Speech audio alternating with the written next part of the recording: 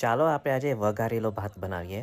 બનાવવા માટે તમને જોઈશે ભાત, ને ભાત જો બીજા દિવસનો વધેલો હોય તે હાથની મદદથી તમે ભાતને છૂટો કરજો, પણ હલકે હાથથી કરજો કેમ કે આપણે એને લોંધો નહીં જોઈએ.